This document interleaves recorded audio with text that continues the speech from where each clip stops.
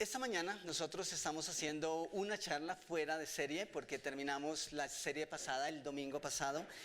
Y simplemente en el tiempo de Creciendo Juntos queremos darles un poquitico de las cosas buenas que Dios ha estado haciendo este año, ¿sí? Quisimos aprovechar hoy justamente, dentro de 8 días, como algunos de ustedes saben, tenemos un buen grupo que vamos a estar afuera haciendo nuestro viaje misionero, pero igual la iglesia aquí común y corriente va a estar funcionando, ¿ok? Así que los que no están de viaje por ningún lado, el domingo aquí a las 10 de la mañana. Y la idea es esta mañana poder simplemente decir, como dijo Samuel, hasta aquí nos ayudó Dios, o como leemos en 1 Samuel 7:12, que podamos decir, ver todo lo que Dios ha hecho y que podamos decir hasta aquí nos ayudó Jehová, y no significa que hasta aquí es hasta aquí literalmente, sino hasta aquí Dios ha sido fiel y confiamos en que Él lo va a seguir haciendo. Así que pensando en esas cosas que Dios hace y como cantábamos ahorita, dame fe, yo quisiera que fuéramos al libro de Hebreos capítulo 12.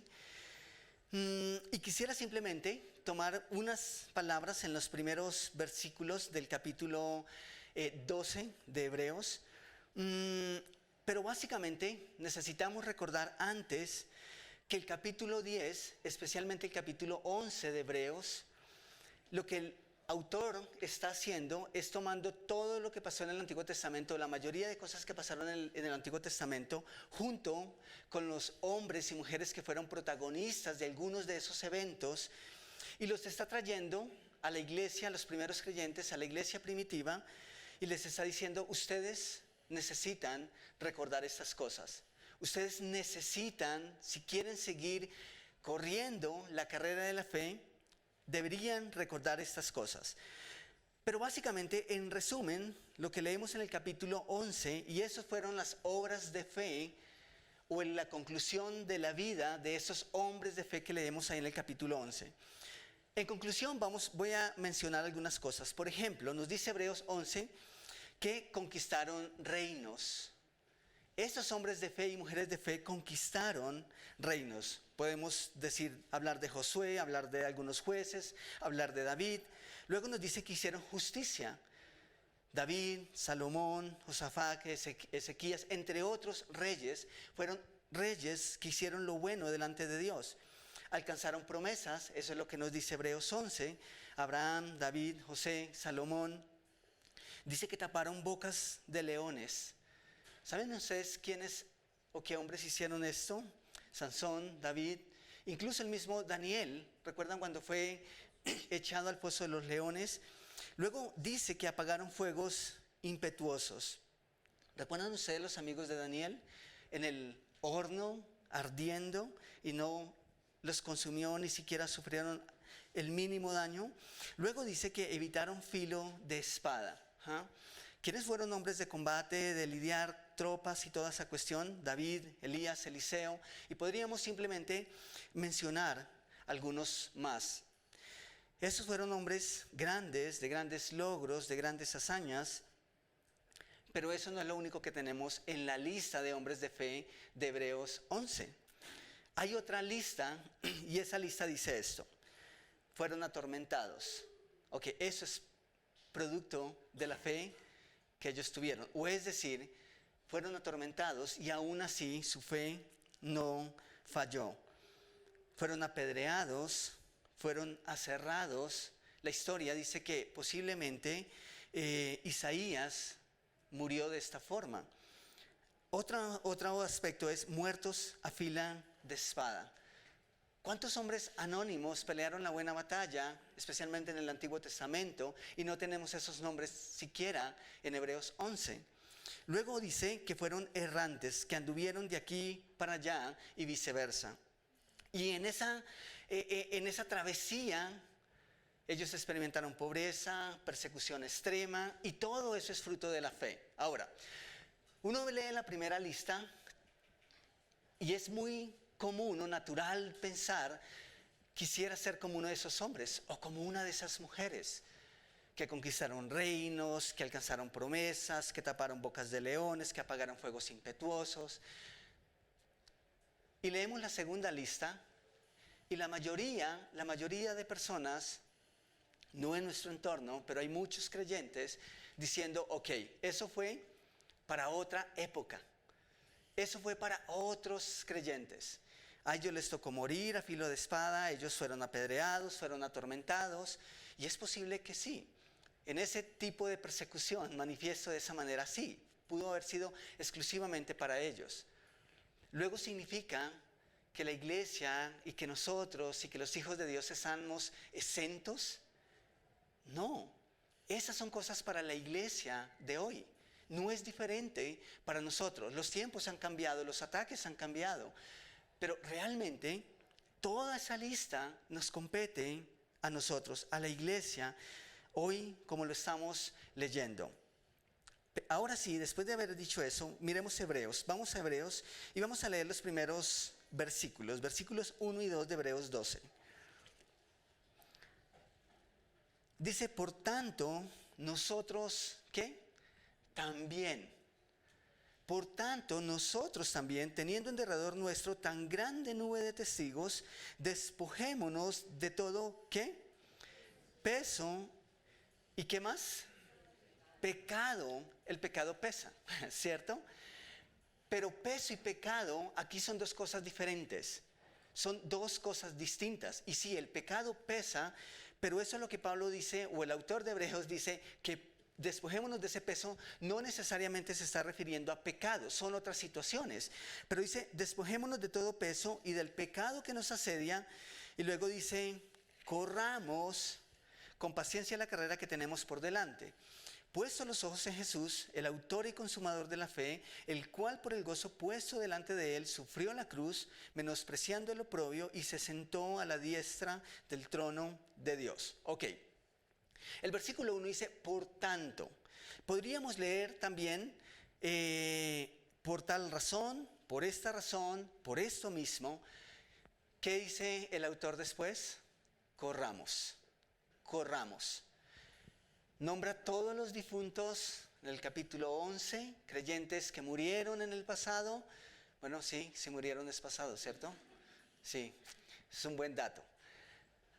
Y luego dice, por tanto, ustedes ¿qué? Corran. ¿Y qué es correr? ¿Ir a 1000? ¿Sabe que el autor dice, corramos con qué? Con paciencia. Eso parece contradictorio si lo miramos a la ligera. Porque para nosotros correr es ir a 1000.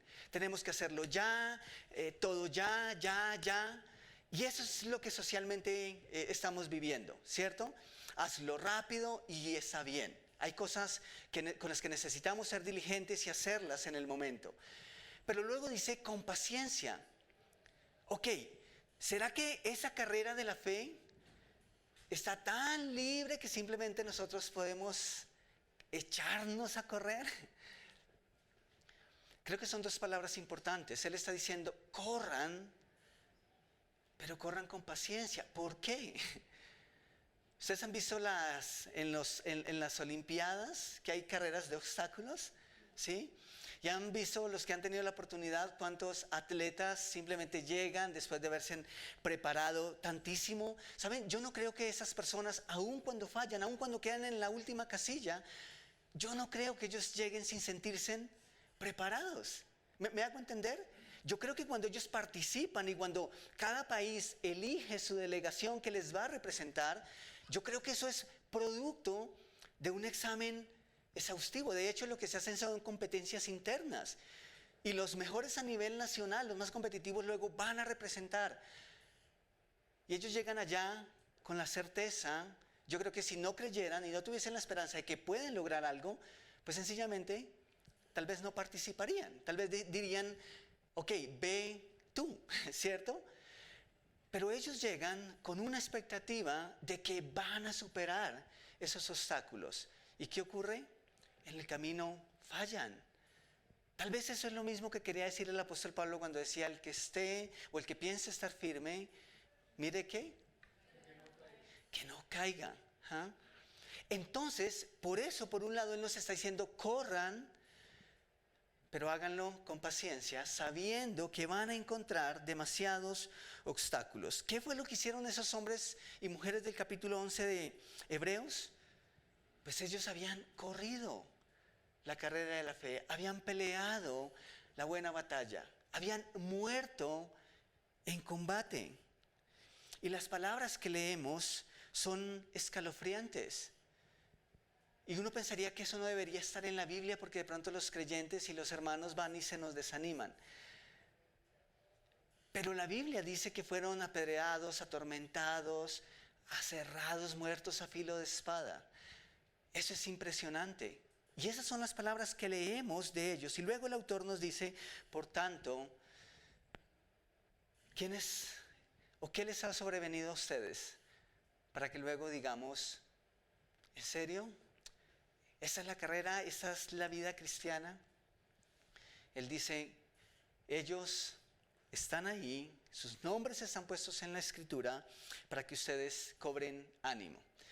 Entonces, luego dice, por tanto nosotros también, teniendo en derredor nuestro tan grande nube de testigos, despojémonos de todo peso y del pecado que nos asedia y corramos con paciencia la carrera que tenemos por delante. Para ayudarnos a correr, aquí se nos dan dos incentivos y se nos dan un par de pautas en esos primeros dos versículos. El primer incentivo es un incentivo, dos pautas, y luego termina el versículo 2 con el mayor incentivo que podamos tener como aspirantes a la gloria eterna, ¿sí? Y como herederos de la gloria eterna que ya somos, si es que hemos aceptado a Cristo como Salvador personal. ¿Cuál es el primer incentivo? Pues el autor dice que tenemos una nube de testigos. ¿Por qué van los aficionados a un estadio? ¿Por qué aplaudimos los grandes logros, las grandes hazañas de alguien? Porque nosotros entendemos lo que eso genera en el corazón y en el alma del deportista o de una persona que está en competencia. Ustedes pueden escuchar muchos testimonios de jugadores independientes de la competencia que ven a sus esposas, ven a sus hijos en las tribunas y eso les anima. Lo que Pablo es, bueno sí, voy a asumir que Pablo es el autor de Hebreos. Es que en mi mente Pablo es el autor de Hebreos, pero está en discusión.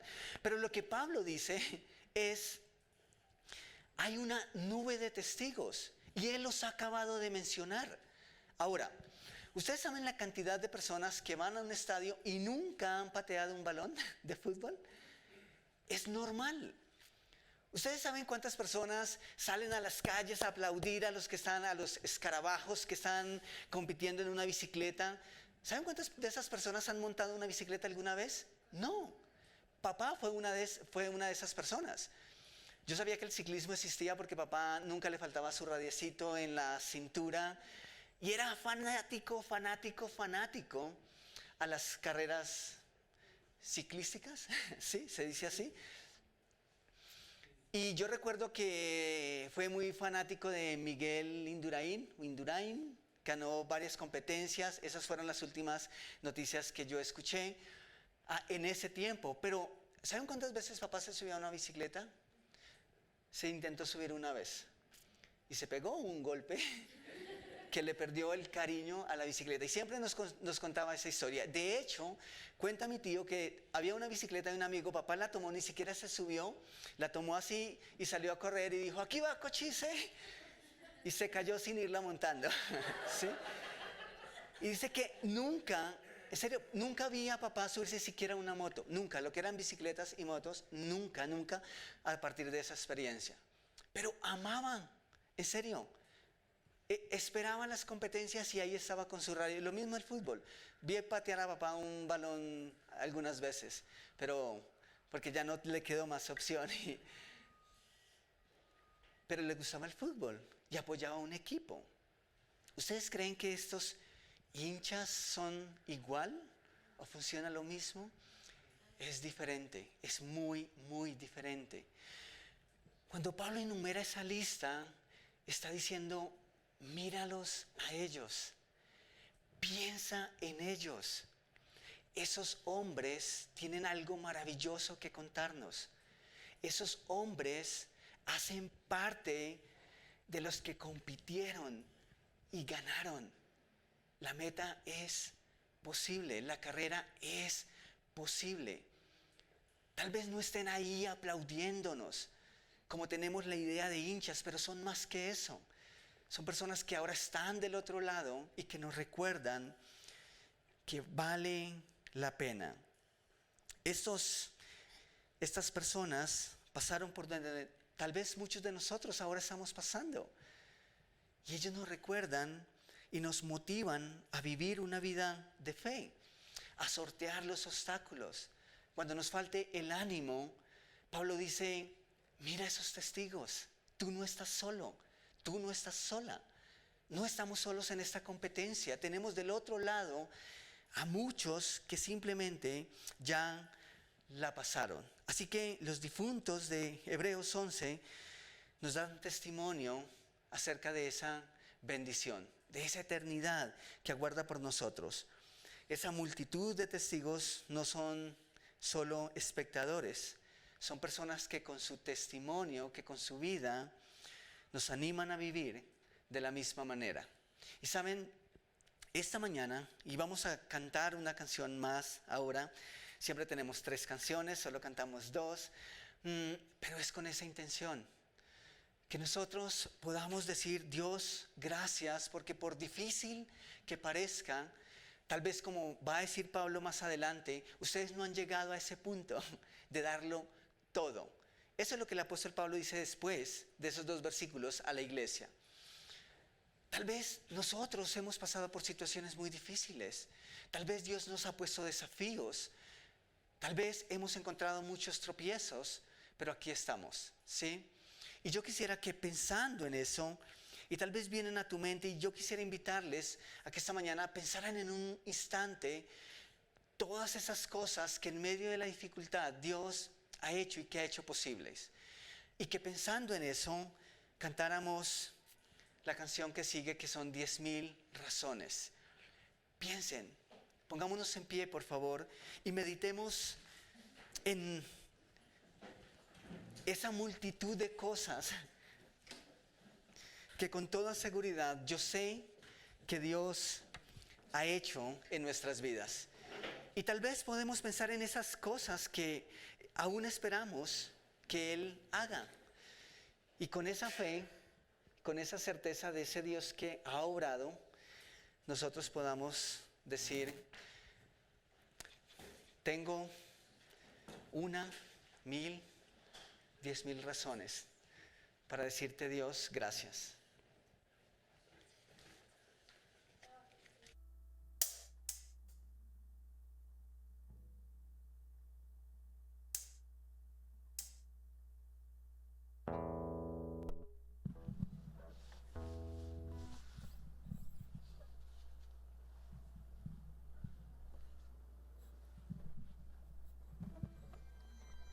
Que todo lo que soy alabe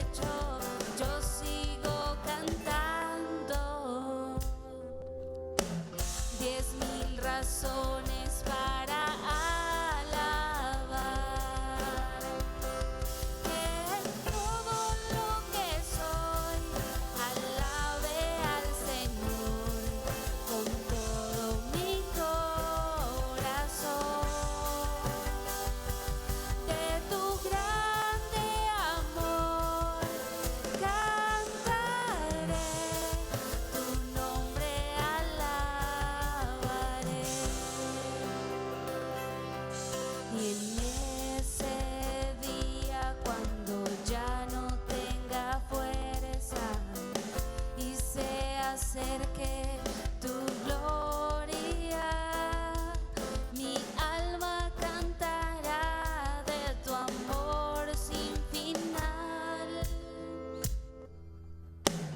10,000 años y para siempre más.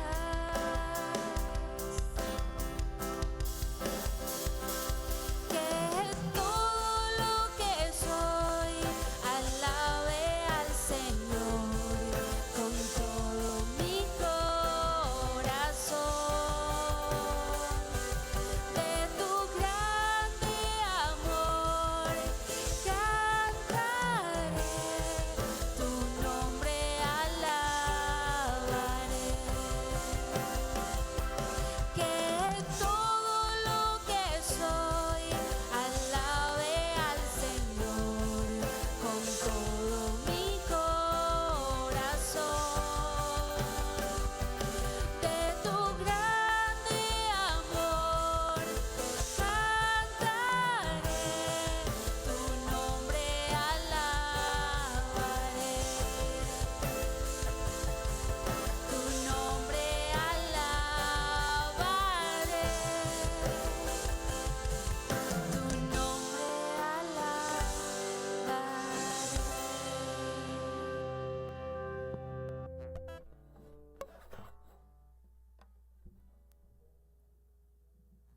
Pueden sentar.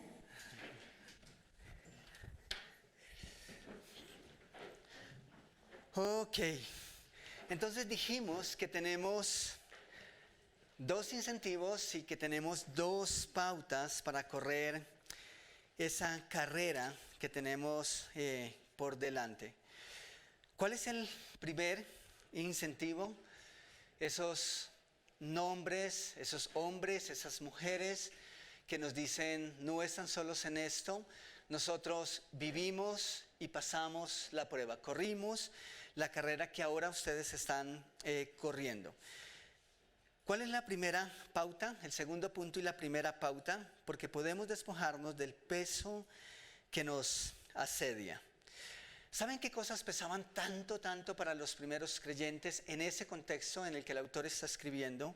Ellos estaban luchando muchísimo, especialmente con el tema de la ley, con todo lo que tenía que ver las ceremonias de la ley, el tema y el legalismo y toda esta cuestión. Obviamente la iglesia también estaba experimentando persecución, pero parte de esa gran persecución era por los fariseos y por estas personas que pensaban que aunque la iglesia o estábamos en la era de la gracia, aún era necesario la circuncisión y toda la observancia de la ley, ¿sí?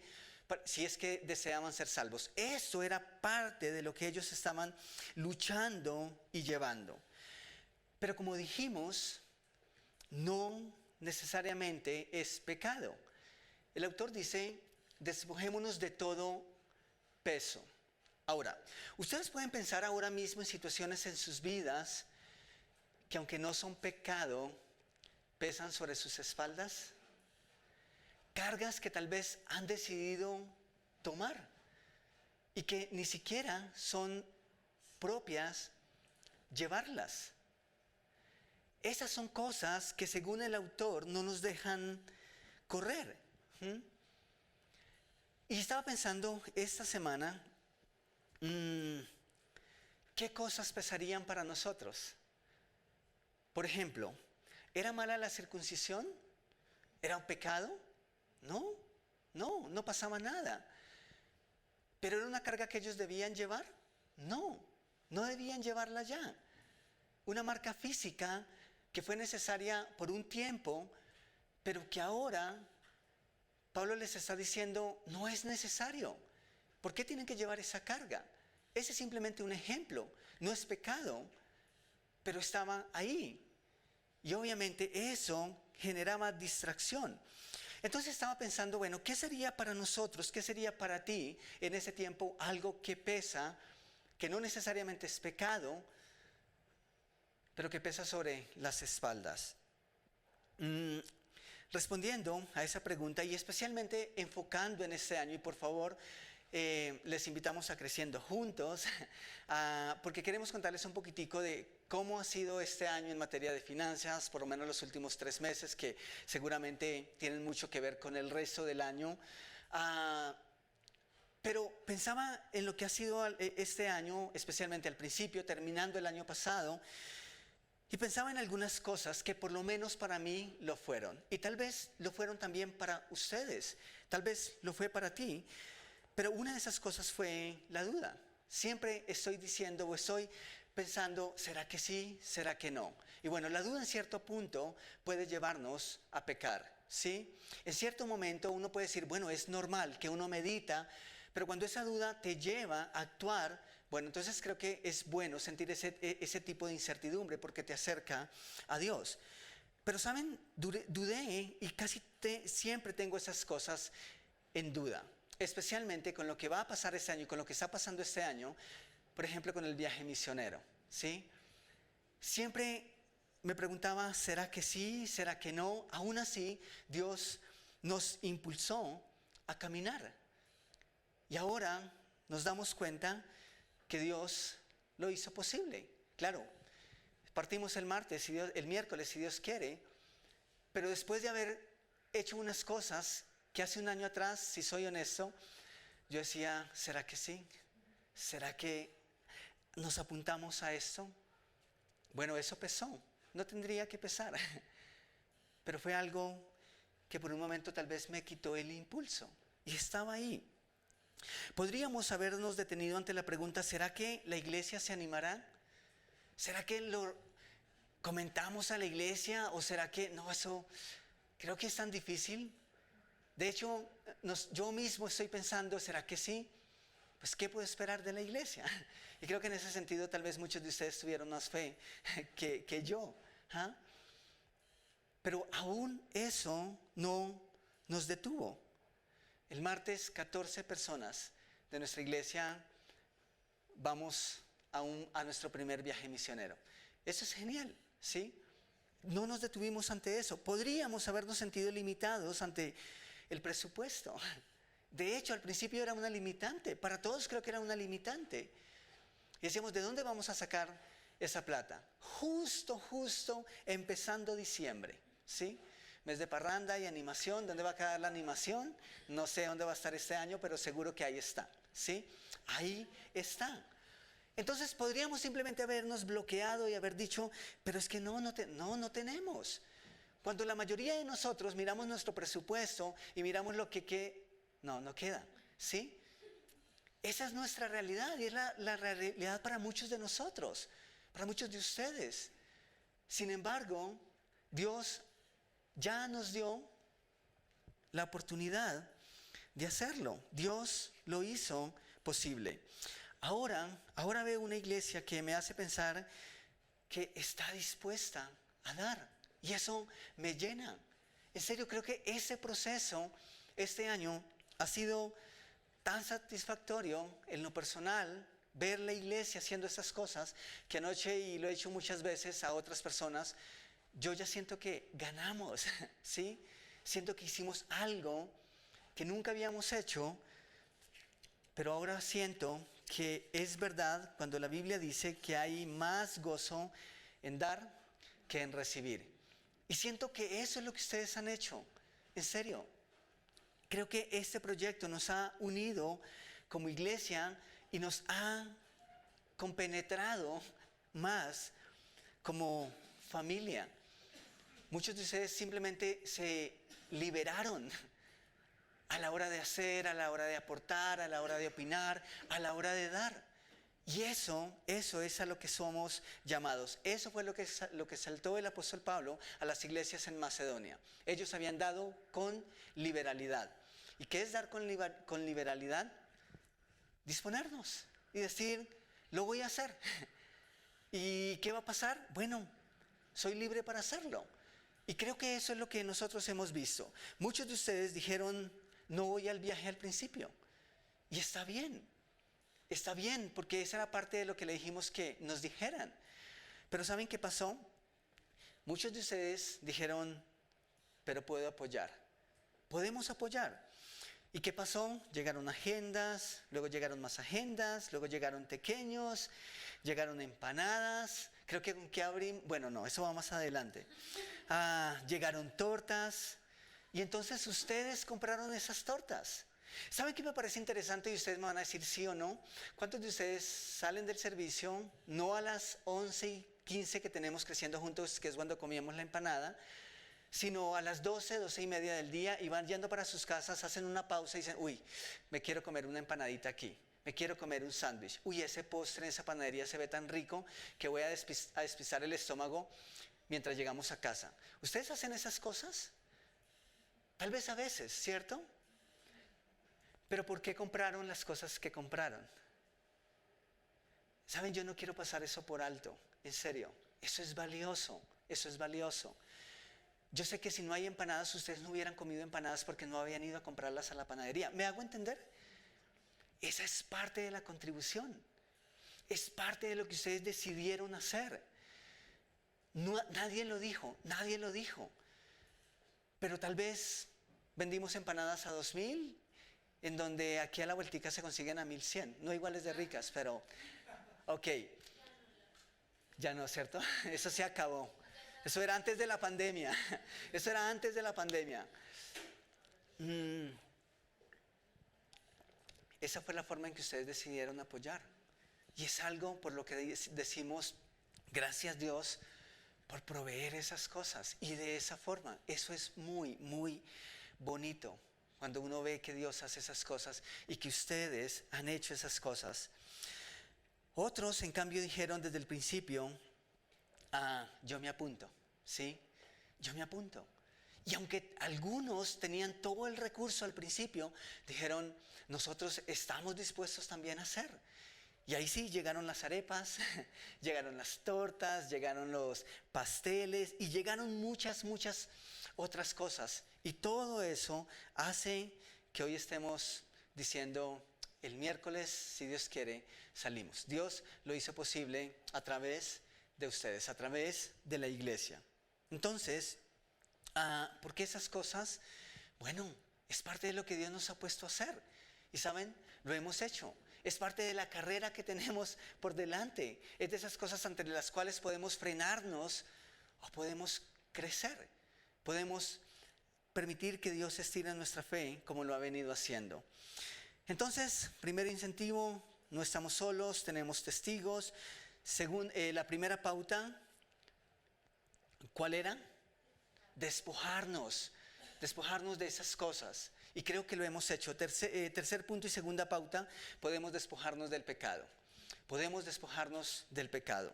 Saben, en su misericordia Dios también nos ha permitido despojarnos del pecado.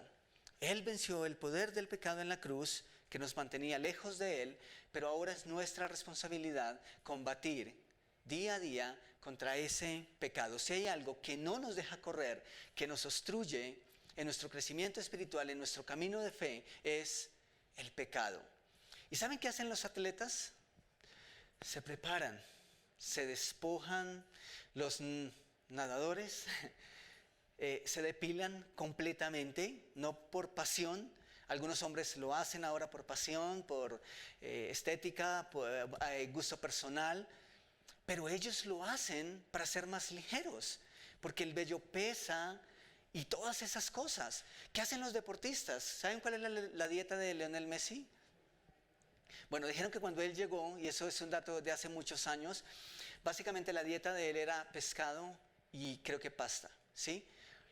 Mucho pescado, mucha pasta. ¿Por qué? Ustedes saben, los que conocen un poco de fútbol, que Lionel es de los jugadores más pequeños que hay en el circuito, digamos, la pulga. Y tuvo que hacer una transformación impresionante en su dieta. ¿Cuánto más nosotros, que no corremos por una corona corruptible, sino incorruptible, deberíamos despojarnos, deberíamos limpiarnos? Eso significa quitar, ¿cierto? Toda esa cosa, porque si pesan esas cosas que a veces decidimos llevar, ¿cuánto más el pecado que estrictamente Dios nos dice, necesitas quitarlo, necesitas separarlo, necesitas simplemente alejarlo?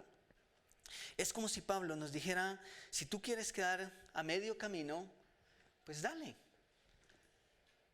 Deja pecado, sigue consintiendo los malos hábitos espirituales. Si tú quieres fracasar en la carrera, si quieres quedar a mitad de camino, en cambio, haz lo que vienes haciendo.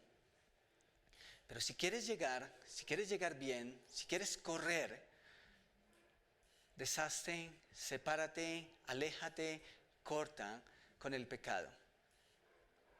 Esa es la segunda pauta. La primera, despójate. La segunda, apártate del pecado. ¿Quieres ser un buen corredor? Apártate del pecado. Debemos dejar de lado nuestra propia carnalidad. A veces, eso que nos impide correr es lo que hay a nuestro entorno, ¿sí? Cuando un corredor se enfoca demasiado en el aplauso, también se puede desviar. Ustedes han visto en las carreras, pasó hace poco, que un aficionado salió a como entregar algo a un competidor que iba en su bicicleta y no midió y terminó haciéndolo caer de su bicicleta. Así que yo creo que eso también aplica para nosotros. A veces estamos tan enfocados en que, bueno, ¿dónde están los que me apoyan? Y sí, eso es importante y la idea es que estemos ahí, pero van a haber momentos tal vez en los que el mayor obstáculo va a ser eso mismo, sentirnos solos. Y ahí debemos recordar que Dios está ahí. Y aquí viene nuestro cuarto punto y segundo incentivo, tal vez el más importante, por el gozo delante de Él. Es lo que dice al final el versículo 2 de Hebreos 12. ¿Saben? Esta es la perspectiva correcta de la vida cristiana, de la carrera de la fe. Incluso, a veces, no deberíamos estar tan pendientes de lo que hay en nuestro alrededor, menos mirar atrás. Pero la fe debe vivirse desde una perspectiva acerca del futuro. Lo que pasó, bueno, eso nos recuerda lo que está pasando, ojalá nos impulsa a seguir corriendo, pero lo que está adelante, lo que aguarda por nosotros, ese es nuestra ancla. Eso es lo que por sobre todo debe mantenernos de pie en la carrera. Quiero que miremos lo que dice el autor ahí en el versículo 2. Él primero nos dice, puestos los ojos en Jesús. Aun cuando dice, esas personas, esos testigos están ahí, no dice, solo quédense ahí. Dice, puestos los ojos en Jesús. ¿Qué hicieron esos grandes hombres? Pusieron los ojos en Jesús. Pero noten lo que pasa. ¿En quién tenía los ojos puestos Jesús, que es el autor y consumador de la fe? Él dice, el cual por el gozo puesto delante de él sufrió la cruz. Ok, ¿qué está diciendo el autor de Hebreos respecto a Jesús? Jesús vio al futuro. Jesús, en su condición de humano, si se hubiese quedado solo en el dolor que estaba experimentando en el momento, tal vez habría sido mucho más difícil. Pero luego nos dice la Biblia que Jesús, puesto los ojos en el gozo que tenía adelante, sufrió el oprobio y la contradicción de pecadores. Jesús al final le dijo a esa gente que lo condenaba, ¿a cuántos de ustedes sané? ¿A cuántos de ustedes les di de comer? Y ahora me condenan por eso. ¿Por cuál de todos esos milagros me condenan? Está diciendo Jesús. ¿Pero por qué soportó todo eso? Por el gozo que tenía delante de él. Eso es maravilloso. Rápidamente miramos Filipenses capítulo 2, versículos 1 al 5. Creo que esto reúne esas dos etapas de la vida de Jesús, o esos dos momentos, la dificultad, ese oprobio, pero luego también el gozo que estaba delante de él y ese gozo que aguardaba por él y que por ende aguarda por cada uno de nosotros. Filipenses capítulo 2, versículo 5, Dice, haya pues en vosotros ese sentir que hubo también en Cristo Jesús, el cual, siendo en forma de Dios, no estimó el ser igual a Dios como cosa que aferrarse, sino que se despojó a sí mismo, tomando forma de siervo, hecho semejante a los hombres, y estando en la condición de hombre, se humilló a sí mismo, haciéndose obediente hasta la muerte y muerte de cruz. Eso lo hizo porque era la misión, porque era la voluntad del Padre. Versículo 9, por lo cual Dios también lo exaltó, ¿hasta qué? ¿Hasta dónde? Hasta lo sumo. Nada se compara con esto. Absolutamente nada se puede comparar con este gozo.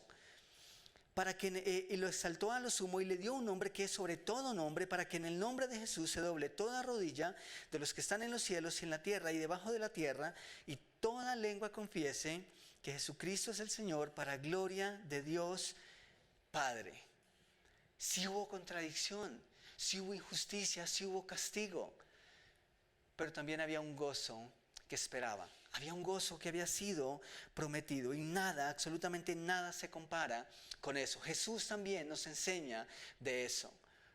Ahora, quizá nuestros nombres ya no vayan a aparecer en Hebreos 11. Ya no, ¿sí? Esa es una mala noticia, ya no. Pero hay algo a lo cual podemos aspirar y lo cual nos puede motivar cuando nos falten las fuerzas, cuando el ánimo decaiga, incluso cuando nuestra propia fe entre en crisis, porque a veces tenemos esos momentos, esas crisis de fe, esos baches en nuestra vida espiritual. Quiero que recordemos esto. Mateo capítulo 5, versículos 22 y 23.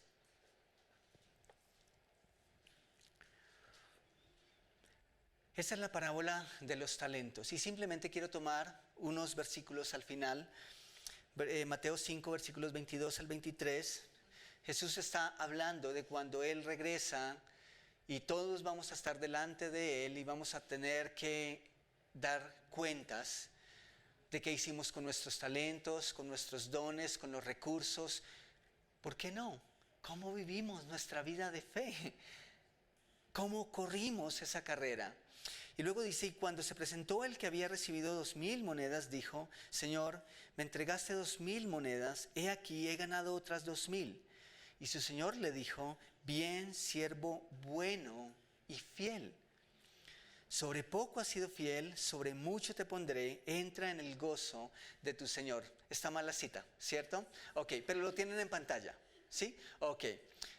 Les puedo asegurar que lo que les estoy diciendo es bíblico, ¿sí? Descansen en eso, por favor. Olviden la cita. ¿Ustedes pueden imaginar eso? ¿Y acaso no es por eso que corremos? ¿Acaso no es por eso que vivimos nuestras vidas de fe? ¿Acaso no es por eso que nos esforzamos? ¿Ustedes pueden imaginar ese momento y pueden pensar si hay algo mejor que eso? En nuestro encuentro con Jesús vamos a tener la oportunidad que Él nos mire a los ojos y que nos diga, ustedes han sido fieles, ustedes han sido siervos fieles, ustedes se han esforzado, ustedes han batallado, ustedes han peleado la buena batalla, han tenido obstáculos, pero han corrido con paciencia, han tenido tropiezos, pero aún así su fe no ha faltado. Ojalá en nuestro encuentro con Jesús lo que podamos escuchar sea eso mismo. Bienvenidos a casa, bienvenidos al gozo de su Señor. Entren en el gozo eterno. Por esto corrieron. Y Pablo nos dice que sí, nosotros no deberíamos correr porque sí. No, claro que hay una meta, y claro que hay un incentivo, y claro que hay un premio. Y ojalá Jesús ese día nos diga, bienvenidos a casa. Ahora les espera la eternidad. Disfruten del gozo que ha sido dispuesto para ustedes. Saben, yo en este año especialmente he visto una iglesia que ha crecido. no solamente en número, y por más que no lo veamos esta mañana aquí, créeme que hemos crecido. Pero yo creo que también hemos crecido espiritualmente. Saben que yo he visto a personas dar pasos que me animan, así que también ha sido un año para crecer espiritualmente. ¿En sacrificio? Sí, hemos crecido en sacrificio. Muchos de ustedes empezando el año no estaban en el equipo sirviendo. Ahora lo están haciendo y yo sé que han tenido que hacer ajustes, han tenido que esforzarse. Hemos crecido en el dar. Vamos a contarles un poquitico de eso en Creciendo Juntos. Vamos a rendirles un pequeño informe. Pero han crecido y hemos crecido en el acto de dar. Y también, yo creo que en amor. Yo creo que también hemos crecido en amor. Por esas cosas, esta mañana yo le digo, gracias Dios. Y también quiero decir, gracias Iglesia. Gracias por todo lo que han hecho. Gracias por hacerlo posible. Mi esposa viene un momentico a dar unos anuncios y luego vamos a terminar este espacio cantando la canción que cantamos al principio. ¿Listo? Entonces, porfa, recuérdanos los anuncios y te quedas aquí. Bienvenidos para todos. La verdad es un gozo tenerlos aquí en este lugar. Es muy chévere poder venir a su casa, encontrarnos todos juntos, y tengo anuncios muy cortos. Ya no tenemos maná. Por eso pusimos esa imagen, no mentiras, es porque no la editamos. Ya no tenemos maná. Este viernes fue el cierre y la idea es que vamos a estar retomando para el otro año. Entonces, este es un buen momento para que ustedes puedan orar y puedan decirle: Dios, tengo el tiempo, si tienen el tiempo, o si tengo recursos, o si tenemos tantas oportunidades de servir allí. Entonces, si usted es una de las personas que quiere participar en Maná para el próximo año, hable con Viviana o con Albeiro para que puedan empezar a dar esos pasos que necesitamos para poder servir en este ministerio. La verdad es que ha impactado a muchos niños y de verdad es muy lindo. Nosotros, rápidamente para poder cantar, siempre visitamos a una familia que vende como cosas de comida rápida, y esa niña siempre ha tenido problemas con el tema de la escritura y la lectura, y nosotros no teníamos ni idea. Ella asiste a su colegio y demás, pero no teníamos ni idea, y en la interacción con la mamá nos enteramos de eso, y entonces fue muy chévere porque le dijimos: ay, pues vaya a Maná, así sea estas 2 últimas semanas. Y cada vez que la niña, pasamos en el carro, pasamos a pie, y la niña nos ve y nos hace como: ay, hasta luego, gracias. Y eso es muy especial. Entonces, si usted también conoce a personas, a niños que les pueda servir este ministerio, anímelos y estén sembrando y cultivando esas relaciones con esas familias para que nuestros ministerios crezcan, especialmente este. Ya no tenemos zona tampoco, por eso también dejamos ese anuncio para decir que no tenemos zona. Ya cerramos con los jóvenes, vamos a tener una actividad muy pequeña antes de Navidad con ellos, como para cerrar el año, pero no vamos a tener los próximos sábados, sino también hasta el próximo año.